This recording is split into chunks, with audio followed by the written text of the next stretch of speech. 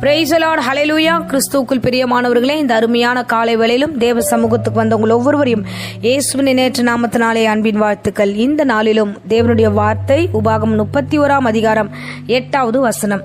கர்த்தர் தாமே உனக்கு முன்பாக போகிறவர், அவர் உன்னோடே இருப்பார். ஆமேன். இந்த வார்த்தை காலை வேளையில கர்த்தர் நம்மோடு பேசிக் கொண்டிருக்கிறார். தேவனாகிய கர்த்தர் நம்மோடு இருக்கிறார் என்பதை இந்த வார்த்தை சொல்லுகிறது.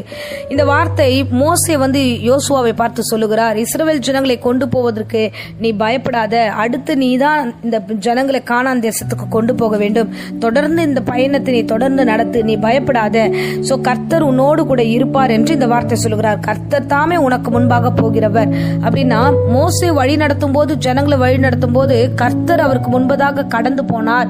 கடந்து போய் ஒவ்வொரு இடத்திலையும் அதிசயத்தையும் அற்புதத்தையும் செய்து ஆண்டவர் இஸ்ரவேல் ஜனங்களையும் மோசையும் வழி நடத்தினார். அந்த எக்ஸ்பீரியன்ஸை தான் இப்ப யோசுவா கிட்ட சொல்றாரு. அப்பா, நீ பயப்படாத, நீ தைரியமா போ, உனக்கு முன்னாடி கர்த்தர் போவாரு, அவர் உன் கூட தான் இருக்கிறாரு, நீ பயப்படாம போ, அவர் உன்னை விட்டு விலகுவதும் இல்லை, உன்னை கைவிடுவதும் இல்லை, நீ பயப்படாமலும் கலங்காகவும் இரு. சோ நீங்க நிறைய விஷயத்த பயப்படுறோம், நாம ஒரு காரியத்தை எடுப்பதற்கு பயப்படுறோம். ஆண்டவரே, இது உங்களுடைய சித்தம் இல்லையான்னு தெரியல, ஆண்டவரே நான் எடுக்கட்டா வேண்டாமான்னு சொல்லிட்டு நம்ம பயந்துட்டு இருக்கிறோம். வாழ்க்கையில அடுத்த பயணம் ஒன்று கடந்து போகிறோம்னா எதை குறிச்சும் பயப்பட வேண்டிய அவசியம் இல்லை. கர்த்தர் நம்மோடு இருப்பார். அல்லேலூயா. சோ நீங்கள் தேவனுடைய காரியமாய் தேவனிடத்துல முன்னிட்டு ஒப்பு கொடுத்துட்டு நீங்க கடந்து போகும்போது நிச்சயமாய் கர்த்தர் உங்களை ஆசீர்வதித்து நடத்த வல்லவராய் இருக்கிறார்.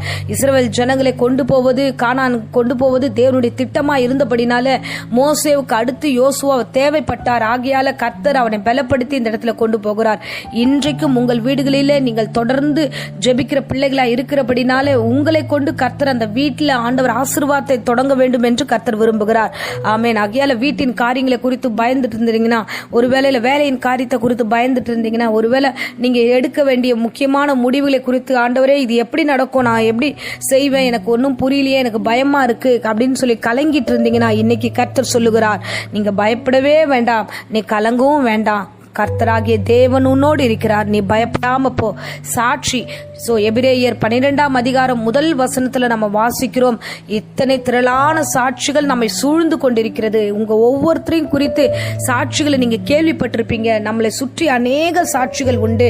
அநேக முற்பிதாக்கள் சாட்சிகளா இருந்தது போல இன்றைய தினத்துல அநேகருக்கு ஆண்டவர் அற்புதம் செய்தது போல அடியனுக்கும் கர்த்தர் அற்புதம் செய்தார். ஆமேன். சோ சபையை நிறுவி அந்த சபையை நடத்த வேண்டும் என்பது மிகப்பெரிய ஒரு இலக்கா இருக்கிறது. ஆனா கர்த்தர் சொன்னார், நீ பயப்படாத, நான் உன் கூடவே இருந்து உன்னை நடத்துவேன். யோசுவாவுக்கு சொன்ன அதே வாக்கை அடியனிடத்துல சொல்லி, நான் உன்னை விட்டு விலகுவதுமில்லை, உன்னை கைவிடுவதில்லை என்று சொல்லி இம்மட்டும் அடியன் மூலமாய் கர்த்தர் இந்த சபையை நடத்தி கொண்டிருக்கிறார். ஆமேன்.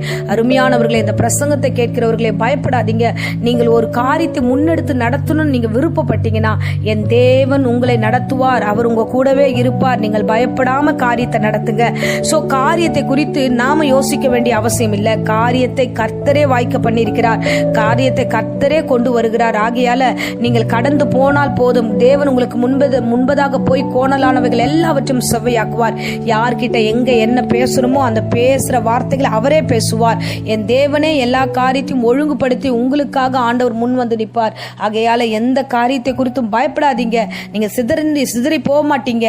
நீங்க பயம் இல்லாமல் தைரியத்தோடு இந்த காரியத்தை நடத்துங்க. அதுதான் மோசேயுடைய எக்ஸ்பீரியன்ஸான வார்த்தைகள். நீ பயப்படாத, முன்னாடி என்ன நடத்தினாரு, இப்போ உன்ன நடத்துறாரு, எனக்கு முன்னாடி அவர் போனாரு, இப்போ உனக்கு முன்பதாக போறாருன்னு சொல்லி தட்டி கொடுத்து அனுப்புகிறார்.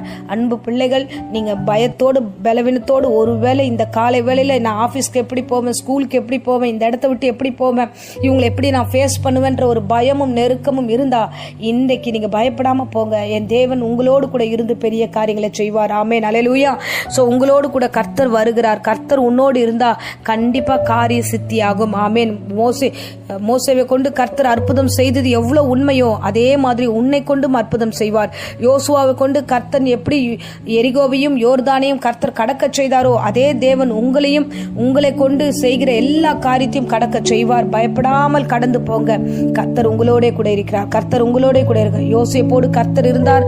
அவன் செய்வதெல்லாம் கர்த்தர் ஆசீர்வதித்தார். அவன் காரிய சித்தி உள்ளவனாக மாறினான்.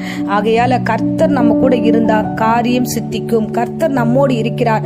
ஆகையால காரியம் சித்திக்கப்படும். கர்த்தர் உங்களோடு இருக்கிறபடினால உங்கள் காரியங்களை கர்த்தர் எல்லாவற்றையும் நன்மையாய் வாய்க்க பண்ணுவார்.